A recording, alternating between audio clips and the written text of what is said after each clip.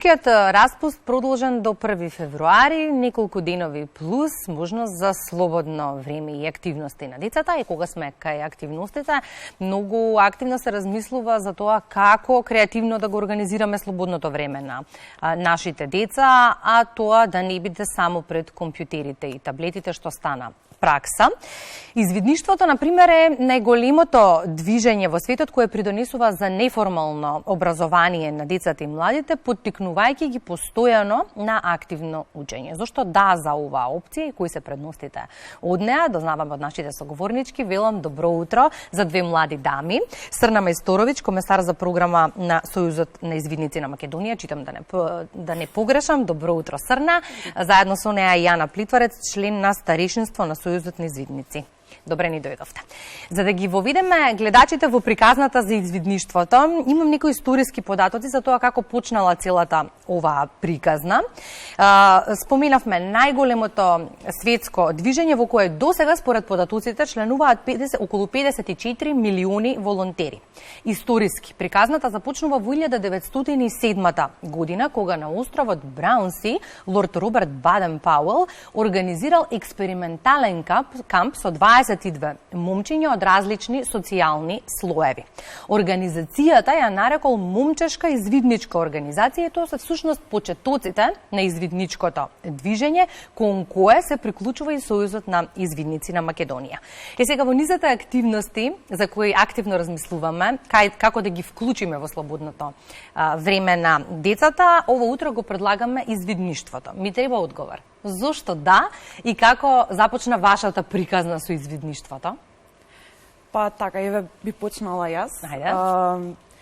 Прво, извидништвото е нешто, не знам, конкретно во нашата држава, па и пошироко во рамките на целиот свет. Извидништвото е една опција, едно уникатно искуство каде што можеш да научиш работи, да видиш работи, да искусиш работи што веројатно на нито едно друго место не би можел. Јас тоа го знам бидејќи јас сум извидник веќе од 8-та година, значи тоа би било до сега 15 години активно извидништво. Буквално имам пораснато во организацијата од мало дете, уште кога сум била во патрола, па подоцна сум водела патрола на деца. Сега сум веќе во управувачкото тело на мојот матичен извиднички одред, па веќе придонесувам со работата во Сојузот, така што низ овие 15 години се имам едноставно научено на искреност, на упорност и не верувам дека ќе бев тој човек да не дојдев на извидници. А на кога вие му кажавте да на извидништвото? Јас се приклучив на извидници малку подоцна, бидејќи сум од Прилеп и немав непретходно извиднички одред. Па се приклучив на извидници кога почнував да одам во средно училиште. Така да јас сум во извидници малку помалку од Срна, некои 5 години. И навистина, како што кажа Срна, стварно е едно уникатно искуство. Некако се разликува од сите други активности на кои што можеш да присуствуваш. Значи не е тоа како ајде еднаш неделно, 2 пати неделно одам негде да нешто да учам, да спортувам, туку едноставно добиваш некој систем на вредности, се заколнуваш на нешто и потоа го применуваш тоа и едноставно си живееш според извидништвото. Кога читав во текот на вчерашниот ден и се подготвував за разговорот, во контекст на мисијата и целите на Сојузот на извидници, најдов неколку реченици, вели мисијата на Сојузот е да придонесе во образованието на младите луѓе, да помогне во изградба на подобар свет, каде луѓето се самоисполнети како индивидуи и имаат конструктивна улога во општеството. Споменавте, учиме многу работи. Што се учат низ годините извидниците? Така, значи, извидниците учат многу од една широка палета, почнувајќи од меки вештини до животни вештини, живот во природа, младински иницијативи, младински акции, млади во креирање на политики. Всушност тоа што го прави извидништвото различно, да речеме, од училиште или од некои други курсови, е тоа што извидништвото е еден вид на неформална едукација, каде што младите навистина учат преку работа. Значи, младите не добиваат некоја лекција која што треба да ја подготват и да бидат испрашувани, и младите исто така не добиваат оценка за тоа што го направиле. Тие постојано се обидуваат додека не го достигнат нели најдоброто. Имаме многу фотографии низ кои ќе видиме дел од активностите кои што ги организира Сојузот на извидници. Споменавте, Срна, дека од рани години сте дел од приказната наречена извидништво, а на вие нешто подоцна, веќе како повозрасна девојка. Тоа значи дека извидништвото не признава возраст, години, старост. Си имаме ние една смешна изрека дека на извидници се добродојдени секој од 7 до 77 години. Супер. Така што на извидништвото на вистина нуди место за секого, зарад мислам со оглед на сите оние програми кои што ги нуди, од програми за најмладите до програми за повозрасни категории, на крај за возрастните во извидништвото кои што и така имаат клучно место во организацијата. Што треба да знаат сите оние кои што се размислуваат за извидници? На што да бидат подготвени пред да се приклучат на ова најмасовно движење? Па, јас би рекла дека треба да бидат подготвени да ја доживеат најголемата авантура во животот. Инаку, пред да се зачленат во некој извиднички одред, не треба да имаат некое посебно предзнање, туку извидништвото е она што ги учи да бидат подготвени за секоја ситуација во животот, бидејќи нашето мото е биди подготвен, и со сите овие работи што ги учевме, што ги наброја Срна, и со сите вештини што ги ствараме, едноставно извидништвото не подготвува за животот. Бидејќи вие подоцна се приклучивте на извидништвото, што вам ви беше најголемата недоумица кога станавте член на извиднички одред? Кои беа првите прашања кои што ги поставивте? Што најмногу ви интересираше?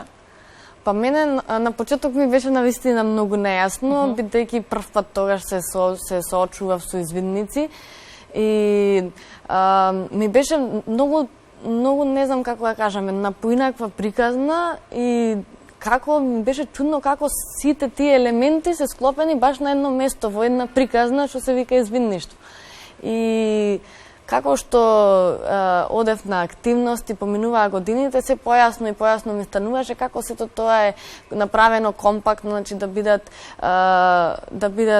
да има активности за помали, повозрастни, сите тие заедно да исполнуваат мисијата на извидништвото преку единствена програма која што ја имаме, преку сите тие настани, дружења и исто така и со комуникацијата со други извидници од регионот и од светот.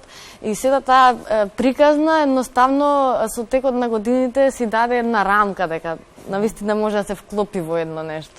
Акцентот сакам и наредниве минути да го ставиме на тоа дека извидништвото не се сведува само на летни зимски кампови, на прошетка во природа, туку генерално се гради личноста, се гради култура на живење, начин на преживување, самостојување на децата и се градат здрави личности во иднина.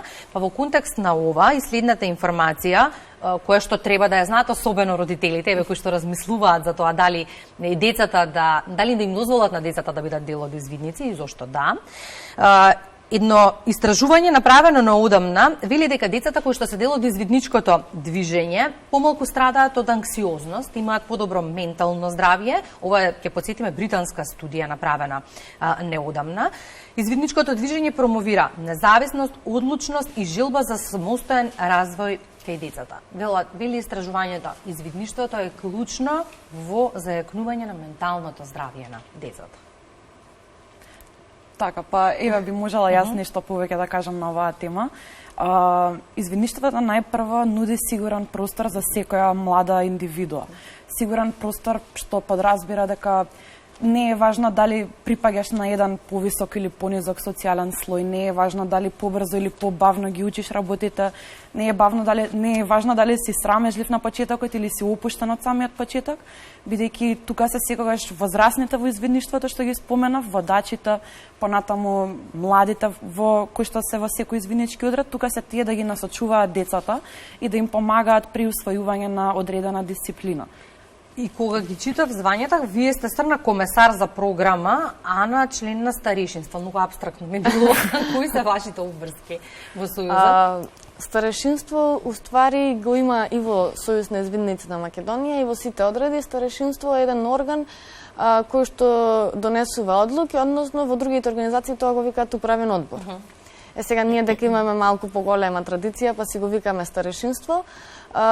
Генерално ги носиме во старешинство, ги носиме одлуките и одлучуваме како, значи, во која насока ќе оди Сојузот. Значи, ние, ајде така, нескромно да кажем, управуваме со Сојузот. Значи, например, даваме насоки какви активности да се спроведуваат, како да се спроведуваат активностите, кои да учествува, за кого да бидат наменети, например, и бројни други одлуки кои што го засегаат Сојузот. Што прави комесарот тогаш? Така, значи комесарот е генерално задолжен за создавање на програма во текот на годината и тоа програма за различните категории на членство, значи за најмладите кои што се развигорците, па натаму истражувачи, извидници како и ровери. Меѓутоа комесарот нормално сам не може се да направи и комесарот не би бил ништо да не би имало еден комесаријат, односно тим од луѓе. Во оваа прилика би сакала да се заблагодарам на мојот тим, 12 прекрасни индивидуи со кои што си правиме програма веќе 2 години и се надевам супер ни оди. Ако податоците велат дека на светско ниво има повеќе од 54 милиони извидници, колку има во Македонија и колку извиднички одреди? Така, значи во Македонија има околу 2500 членови, меѓу кои што 300 се волонтери, односно тие се од 16 години па нагоре. Да речеме поддршката која што е пружана од нивна страна за време на активностите. Активни сме во 15 различни градови во државата, а вкупно имаме 22 извиднички одреди. Велат еднаш извидник, секогаш извидник и тоа е приказно од кое што тешко се излегува. Имаме потврда дека е така? Да, дефинитивно е така. Значи, како што кажав, еднаш кога ќе навлезеш во извидници, едноставно се заљубуваш во целата таа авантура и секако ствараш некои пријателства кои што траат вечно. И едноставно не можеш да излезеш од таа извидничка приказна. Пријателства кои што исто, мислам, инаку не би можел да ги стекнеш, бидејќи извидништвото е според мене единствената организација и во нашата држава, меѓутоа и во светот, каде што обединува луѓе од различни градови, од различни места, од различни позадини и се создаваат навистина пријателства за веки векови. Има ли семејни приказни од типот на татко извидник, син извидник, мајка извидник? Да, многу често. Многу често има такви приказни, значи дури некогаш и бабите и дедовците им биле извидници во Југославија, па сега и внуците се или пак родителите. Многу често имаме и родители кои што сакаат да ни помогнат и да се вклучат во работата на одредите, бидејќи тие еднаш биле извидници, па сега сакаат на некој начин да му вратат на извидништвото за се што им дало и да придонесат некако. Владите и здравствените институции ширум светот се во потрага по начин како да се намали јазот помеѓу богатите и сиромашните и чинам извидништвото е единственото движење каде што многу суптилно и многу умешно се прави тоа и каде нема класни разлики помеѓу членовите. Така, па најпрво ние сме униформирани, значи имаме извидничка марама, имаме извидничка кошула и со самото тоа што ние ги носиме овие обележја, значи дека доаѓаме од иста позадина, еднакви сме еден со друг, додека ја носиме нели нашата извидничка упрема и едноставно сите права, сите правила важат подеднакво за нас. Сите заедно ги уживаме истите права, меѓутоа сите заедно ги уживаме и истите обврски. Од искуството, што најмногу сакаат да прават извидниците, што најтешко им паѓа? Ако го иземеме грашокот, например. Петар? Па, мислам дека најмногу сакаат да се дружат, да седат покрај логорски оган и да свират, да пеат, да има некоја забава, да има некоја.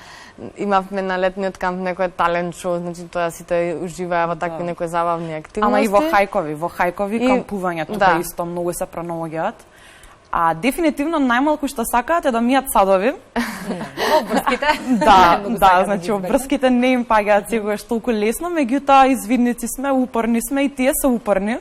Ќе кажат еднаш два пати не, меѓутоа ќе се уходат. Ме интересира реакцијата на родителите и повторно би сакала режија, ве молам да ги видиме фотографиите за да искоментираме што се прави на камповите, како се враќаат децата по камповите и каква е реакцијата на родителите. Доаѓаат ли да кажат срна, дома, еве, почна да мие садови, неверојатно, или почна да си го мести креветот, или станува поодговорен, поодговорна?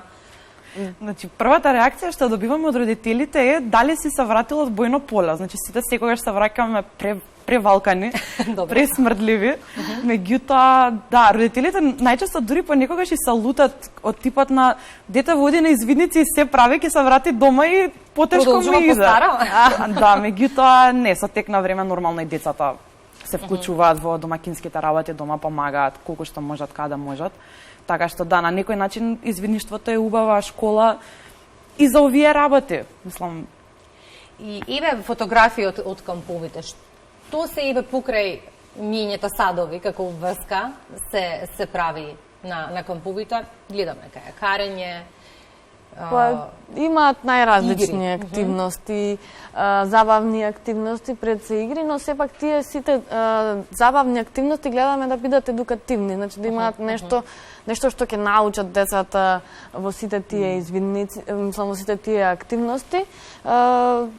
Па конкретно на овој летен камп имавме йога од Сабајле, имавме имавме кунг-фу, имавме зумба играње, па потоа имавме можеме да забележиме и мали дечиња, помали дечиња, ова со основа така, второ, трето одделение. Се охрабруваат родителите да ги пуштат на кампови? Да. Меѓутоа нормално се претходно имате разговор со нив типот на грижите се повеќе или помогнете? Сме имале, па нормално секој родител најдобро си го познава своето дете, па кога еве на пример одиме пред камп имаме родителска средба, родителски состанок и тука родителите често знаат да дојдат и да кажат абе детево некогаш знае вака да направи, така да направи. Меѓутоа генерално многу ги поздравувам родителите кои што уште од помала возраст ги пуштаат децата да одат на камп. Дури некогаш се случува децата ете ќе стигнат на кампа првата, втората вечер им е тешко, звонат дома, им не застигаат. Како да знаат родителите кога децата се подготвени за камп? Едноставно, според мене треба да ги фрлат во оган. Значи уште второ, трето одделение да ги пуштат, бидејќи фала Богу, не се децата сами на камп, има минимум 10 до 15 возрастни луѓе кои што се тука и цело време се грижат за безбедноста, за храната, за активностите. Имате и здравствен персонал кој имаме и здравствен персонал. Да, едноставно не треба да размислуваат премногу бидејќи децата кои дојдат на камп, тие едноставно почнуваат да носат одлуки сами за себе и се осамостојуваат и веќе еден, втор, трет камп и веќе после нему е ни проблем, значи знаат и како да стана, кога да станат, кога треба да станат, да измијат заби, дека треба да измијат лице, дека следува утринска гимнастика, па дека има други креветот пред утринската гимнастика. Да си го средат креветот, да си го средат шаторот и едноставно мора, значи не треба родителите да очекуваат дека децата мора да бидат за се спремни, туку едноставно децата со само одење на тие кампови се подготвуваат. Еден летен камп и за родители може, за оние кои што не си ги мислите. Видите, ги има многу такви, не само децата, тука треба да кажеме дека навиките се учат и од дома, меѓу другото и од родителите. Благодарам многу за гостувањето во утринската програма. Ни останаа неколку прашања неодговорени, но ќе дадеме повод за следно гостување. Може така? Може, договорено.